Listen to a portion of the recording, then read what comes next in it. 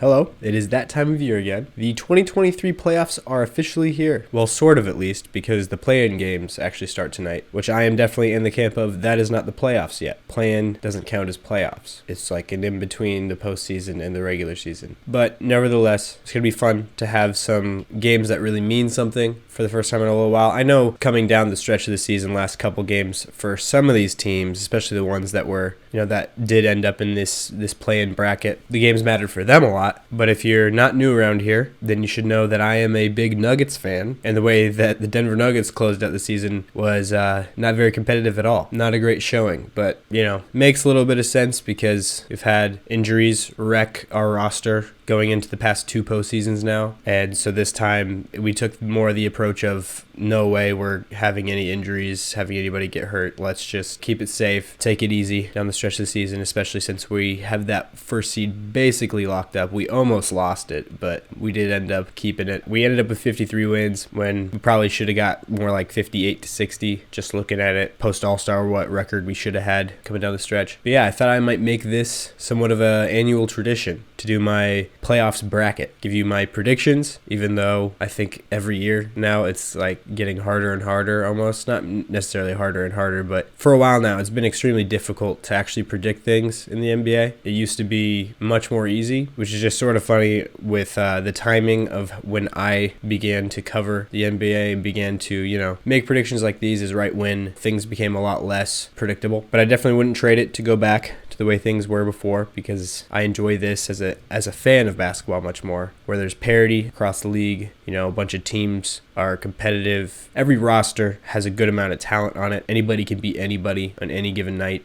when it used to be there was just a handful of absolutely stacked teams, and everybody knew who was going to win the championship, or at least like the 2 or 3 teams. The past few years now, it's been more like 5 to 6 teams that you could realistically say could win the title. Maybe even more some years, honestly. But this year I would say there's we got Milwaukee, Boston, Denver, Phoenix, Golden State, honestly. So that's 5. Philadelphia is 6. And I might throw Cleveland in there too to make 7. Who knows? We'll see. Yeah, we're going to start off with the least predictable one, which is the play-in, in order to, get our bracket filled out to actually, do the first round. So I'm going to start with the 9-10 game in the West. So it's between the New Orleans Pelicans and the Oklahoma City Thunder. And as of recording this, per usual, I am underprepared. Not exactly sure if Zion Williamson is for sure out or not. Yeah, he is for sure out. So that's probably going to make me lean OKC, to be honest. Anybody could win this game for sure. These teams are pretty even, I think, with the injuries that the Pelicans have. And, I think Shai Gilgeous-Alexander has had an unbelievable season. Probably going to make first team All-NBA, to be honest, which is just nuts to think about if you would have said that before the season. OKC also, them being in this position that they're in, would be crazy to think about preseason. People were predicting them, including me, down at like 23 wins on the season, something like that. But they ended the year with 40, so definitely blew that out of the water. And, the number 2 overall pick in last season's draft wasn't even playing because he's injured. He's been injured the entire year, Chet Holmgren. So, yeah, pretty impressive. But they got SGA, they got Lou Dort, they got Josh Giddey, the os with the sauce. Isaiah Joe has been a knockdown shooter for them all year long. Jalen Williams from Santa Clara, not the other Jalen Williams from Arkansas, but both of them, honestly, have been, standout players. And they're fun, They're a fun team, so I'm going to reward them by moving them on to the whatever this game is, I guess. The game for the 8, I guess you could call it. All right, now we got the Lakers versus the Timberwolves over here in the West still. I'm sure you guys all saw that clip of the Timberwolves bench, what happened during the final game of the season. Rudy Gobert punching his teammate Kyle Anderson. Although punch isn't a great word for it. It was kind of just like a hit on the shoulder type of thing. Like he clearly wasn't trying to knock him out or anything. He was just, there was some tempers that were flaring, you could say. And then also Jaden McDaniels, who is their best perimeter defensive player, at least, but he's super versatile. He's so important for them all over the floor. Will always guard the best assignment on the other team. And he actually broke his hand punching a wall at halftime of that same game that I was just mentioning. So yeah, kind of disaster struck the Wolves in a big way. Not just right now, but like mostly all season with the injuries that they've struggled with, and also just the Gobert trade that they made that looks like a pretty bad move so far has not worked out at all. I think they did a little bit of stuff right at the deadline this year with bringing Mike Conley in there and everything. But yeah, what happened at the end of the season might have cost them any sort of hopes of doing anything this year, which is unfortunate. But yeah, that's what informs my decision for picking the Lakers over them in this game. So I'm going to move the Lakers into the game against Memphis for the 2-7. LeBron and AD doing things there. Surprisingly, they finished with a above 500 record. I believe they won 42. Maybe it was 43. Yeah, it was 43. They won 43 games, even though they started off the season with the worst record in the league. They were the last team to win a game this season. They were like 0-6 to start. But yeah, they really turned things around a little bit at the deadline, but mainly before that with Anthony Davis playing when he's been healthy, LeBron playing when he's been healthy. Both of them have missed a good portion of the season. But they figured things out for the most part. And they might, honestly, with this Memphis series, I'll talk about that when I get there. But yeah, moving Minnesota into the game for the 8. And honestly, I'm going to take OKC out of here to face Denver, which, we'll probably win this series. I'd hope. But, Denver does have a little problem with the weakest part of our defense is definitely rim protection. And OKC is the heaviest driving squad in the league, being spearheaded by SGA, who is the most drive heavy player in the league, has the most volume of driving to the basket. And then Josh Giddey is also a slashing player. So yeah, a lot of downhill attack. They might make it a little hard for Denver. They might put up a lot of points, I guess is what I'm saying, but not too afraid, I guess. Now over here in the Eastern play-in, we have Toronto versus Chicago in the 9-10. I'm going to move Chicago on, to be honest, with DeMar DeRozan and Zach LaVine, Alex Caruso, Nikola Vucevic, Patrick Williams, their squad there. They've really picked things up towards the end of the season. Patrick Beverley, I forgot to mention, who got there after the deadline. And they've started to pick things up, I think, down the stretch of the season. And honestly, I don't know. I feel like they have the most star power, the most, I guess, playoff-tested guys for the most part, even though,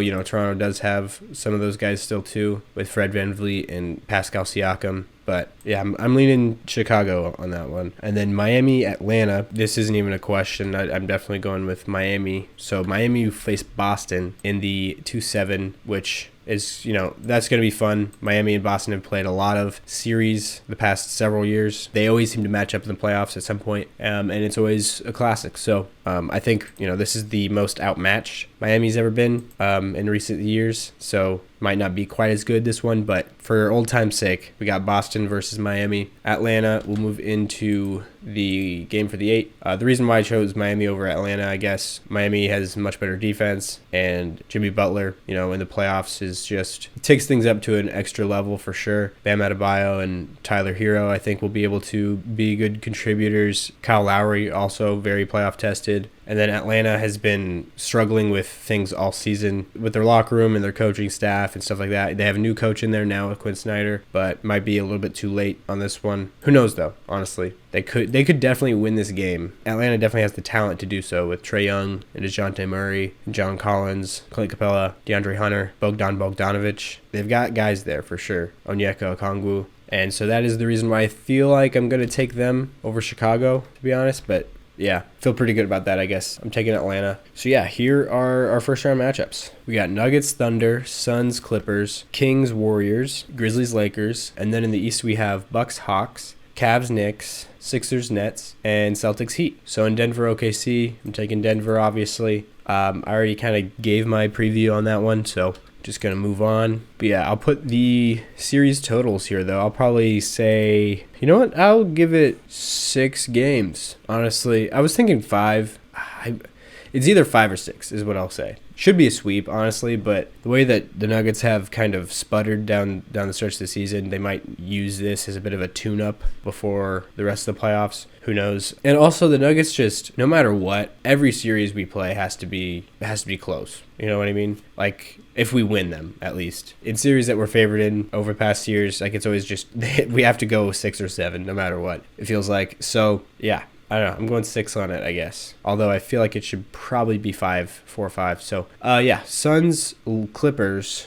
This turned out ideal for me as a Nuggets fan. Not ideal, I guess, but assuming, because Phoenix is in our half of the bracket. Phoenix, for those who don't know, is by consensus definitely the main challenger to Denver in the Western Conference. A lot of people even take Phoenix as the favorite after they got Durant at the trade deadline. So, but them down here at 4 down the stretch of the year, they could have had Warriors here, and that just would have been even worse. Like, I was like, I don't want to face, because Warriors, for me, I put right with the Suns or right next to the Suns as teams I'm afraid of in the West, especially with Andrew Wiggins coming back after being gone for the last half of the season due to personal reasons. But apparently he's been working out the whole time, should be in shape and ready. So yeah, I didn't want to have both of them on my half of the bracket to where it's like, no matter what, I'm playing one of them. And also the Clippers, it hurts that they don't have Paul George. He's out for the whole playoffs, but with their roster of just like a bunch of defensive wings, I feel like that could give the Suns maybe some problems. Might give them a little bit of a challenge in this series, maybe even win it, who knows? But at least, make this go like 6 or 7 games. So yeah, hopefully the Clippers can make it out of here. But this is what I feel like is more likely.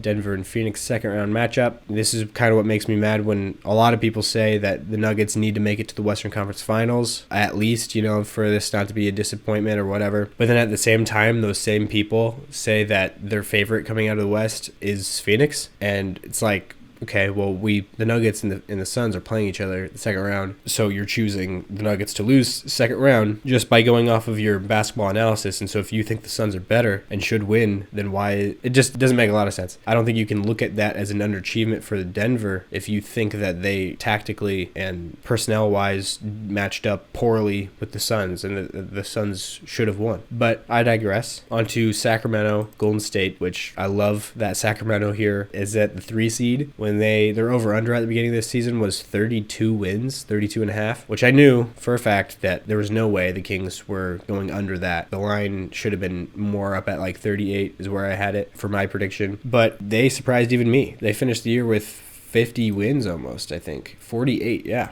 48 wins for the Sacramento Kings, breaking the longest playoff drought in NBA history of 16 years. So congrats to them. They did it with style. It's been a fun year for the Sacramento Kings, but I'm sadly going to have to pick the Warriors over them, although I definitely think that the Kings could win this series, and, they might surprise me and everybody once again, but Warriors just so playoff proven. I counted them out repeatedly last year, all the way until they won the whole thing, won the championship. So, I picked against them every series. I guess I have a little bit of PTSD from that and giving them the benefit of the doubt. And then down here at the 2-7, we got Memphis, LA, which is a great matchup because of the drama throughout the season with the Shannon Sharp, Dylan Brooks fight and everything like that. And honestly, this might be a really competitive series with Memphis losing Steven Adams. They're without Steven Adams for the whole playoffs. And then also Brandon Clark tearing his Achilles not too long ago. 2 of their big guys. So they're going to be a little bit weak at that position. And the Lakers have Anthony Davis, and I guess LeBron James too is, he kind of count him as a big, and Jared Vanderbilt. They've got some good players there. So who knows? Honestly, anybody could win this series, but I kind of feel, I don't know, I like the Grizzlies. I like Jaren Jackson Jr., probably going to win Defensive Player of the Year. Well, I shouldn't say probably, but definitely a big candidate for it. I don't know. I'm kind of feeling we might see, a really big shooting display from Desmond Bane. Ja do what he does. Jaren Jackson Jr. be, a huge impact defensively. Blow up that LeBron and AD pick and roll if they do actually go with that as their offense. Yeah, but this will be a fun one to watch. Out of all the first round series, I feel like this will be the most fun. Like my eyes will be glued to this one the most. And then over here in the East, we have Bucks, Hawks. I think this might be a sweep, although I'll give Atlanta a game, I guess. No, I think there will be at least one sweep, so I'm going to choose this one. Milwaukee moves through no problem. Cleveland, New York. I think this will be a pretty fun series as well. But yeah, I'm taking Cleveland. It's the Donovan Mitchell Bowl, if that strikes anybody's fancy. Meaning that the Knicks were the team that was supposed to get Donovan Mitchell this past offseason. They were trying really hard to trade for him, and apparently they reportedly had some sort of deal that was pretty much finalized. Donovan Mitchell himself was getting things in order, moving to New York. He thought for sure that's where he was going, and Cleveland swooped in last minute with an offer to go over the top of what the Knicks had on the table and stole him. So yeah, so that dynamic will be something that will probably be talked about on the broadcast when you watch it. But yeah, I'm choosing Cleveland to come out of there in a 6-game series just because I feel like the Knicks are really feisty. And we got Philly, Brooklyn, which this should be the most interesting series this season, but it's not, because Brooklyn traded all of their players away. They traded Kyrie and KD, and Ben Simmons isn't playing. So, but that should have been interesting, you know, the dynamic between James Harden and then KD and Kyrie and Ben Simmons with Joel Embiid and the rest of the Sixers, you know, that whole thing. But instead, we have the dynamic between Seth Curry and the Sixers, maybe, I guess. I don't know what else would be. There's definitely not a story there. I'm just, you know, he was one of the players in that James Harden trade. But yeah, I'm taking Philly in this one for sure. Although the Nets, I think, will be able to make some noise, maybe. So I'll give them a game. But yeah, Philly moves on to round 2. Boston, Miami. Like I said, I'm taking Boston in this series, but I think it could go 5 or 6. I'll go 5. This second round in the East is, well, in both conferences, really, for the most part, but definitely the East is going to be very entertaining. Just some really good matchups. But over here in the West, the Nuggets versus the Suns. If we lose a series, if the Nuggets don't win the championship, well, I should say if the Nuggets don't win the West, at least, I think this is the series we lose. If we make it to the Western Conference Finals, I have a good feeling that we'll make it out of the West. I think this will be our Western Conference Finals for the most part. But I just can't... Are you going to really expect me to choose against Denver? You know what I mean? Like, even if I took off my biases or whatever, my bias hat, I might choose... I didn't mean to put 6 there. I meant to put 7. You know, I might choose the Suns just because of the sheer star power and playoff, like, type players that they have with KD, Chris Paul, and Devin Booker, DeAndre Ayton. It's going to be tough, for sure. But I don't know. The Nuggets that I've watched this season, for a big portion of the season, was a team that I feel like should beat anybody in a playoff series. I really feel like that. So hopefully, the stars align. Hopefully we stay healthy. And honestly, this might be a hot take, but I feel like if we lose in the postseason, it will probably, not most definitely, but probably have a lot to do with coaching with Michael Malone. I don't know. I'm kind of growing more and more sour on him as the years go by. Some of his decisions with rotations and adjustments. So yeah, I'm taking Denver. And in Memphis versus Golden State, this is going to be another really good series, mainly for the drama factor of it. I feel like Memphis versus anybody is going to be a drama-filled series, mainly just because of Dylan Brooks, but there'll probably be a few fights in this one. But I say this one goes 7. Yeah. I think it goes 7. Then Cleveland, Milwaukee. I'm going to choose the Bucks in this one, but I feel like this is going to be a really good series, either 6 or 7. You know what? I'm going to go 7. And I don't know. I have a good feeling with the Cavs in this series too, but it's really hard to choose against Milwaukee and Giannis. But Cleveland, a great core there, a great young core that's still on the come up. You know, their oldest like star, I guess, the oldest guy that's like really in their core is Donovan Mitchell at 26. And they have Jared Allen, who's like 24, Darius Garland, who's 23, I think, and then Evan Mobley, who's only like 21. As long as they find a small forward, which Isaac Okoro down the stretch of the season, I think under the radar a bit, has been really good, being that small forward on their team. I don't know if he's the answer or not, but if they find that, they'll be up there for the best starting fives in the league. Might even be number 1, who knows. All right, now we got Sixers, Celtics. I'm going to choose Boston in this one, but I don't think... I'm going to choose 7 on this one too. I know Boston has handled the Sixers pretty well in the past, but I have a feeling we might see a different postseason this year with Joel Embiid just being the most dominant that he's ever been and staying healthy for once too. You know, all these things are definitely big ifs, but I don't know. There's a first time for everything, and I think this might be the first time we see that. And if that happens, this series is going to be extremely competitive. Sixers could definitely win this series, but I'm choosing Boston. And I didn't mean for the East to go exactly chalk, but it did. Even the play-in, other than Chicago beat Toronto. Yeah, that was the one thing I had different from chalk, but who knows? I feel like that means that this is going to be pretty wrong because things don't usually go like that, but we'll see. The West definitely is not chalk. I guess Golden State's the only thing that makes it not. Like, I was really close to choosing the Lakers over Memphis, though, which would have made it a lot weirder for a 6 and 7 to be in the second round against each other. But, yeah, you guys already know what it is. I'm choosing Denver in this series, and...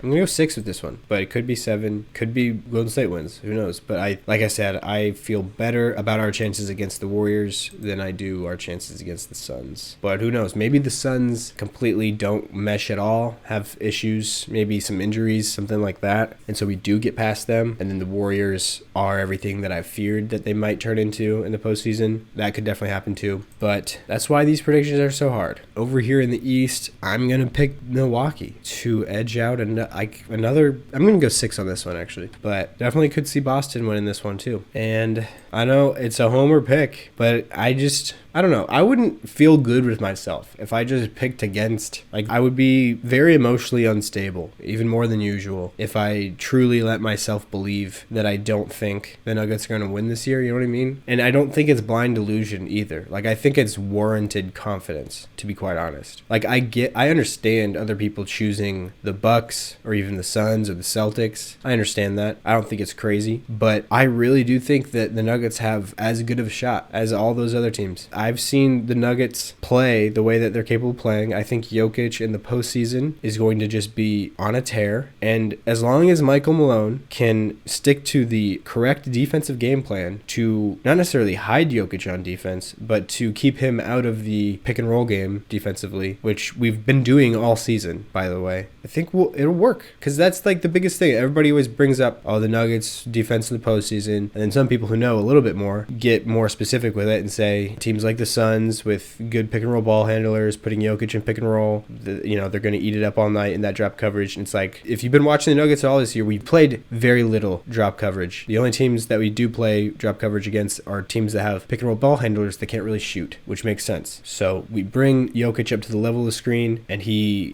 hedges on it. So he forces the ball handler to pick up the dribble, essentially. Then we have somebody on the other side, a weak side, like Aaron Gordon or Michael Porter Jr. to rotate over to tag the roll, which, by the way, that's, some people also just think that Michael Porter Jr. is a scrub defensively, not good at all defensively. That's one of the areas of his defense where he's actually really good, rotating over on the help side. He's a big body, long wingspan, can block. He has a good eye, good hand-eye coordination, I guess, whatever you want to call it, for blocking shots. Like, he's a pretty good rim protector for a wing. I feel good about that defensive game plan. And then Jokic just rotates to the nearest guy. The defense just rotates to cover up for all the guys that had to help rotate over. We've been running that all year long. I feel pretty good about our chances at successfully doing that. That was the hard thing about the Warrior series last season, was we tried doing that in the postseason, but we hadn't been running that all season long. We had to do it against the Warriors because of how good of shooters are on the ball there with Jordan Poole and Steph Curry, who I should have started with. And there was a lot of defensive breakdowns where the person who should have helped over to tag the roll didn't, and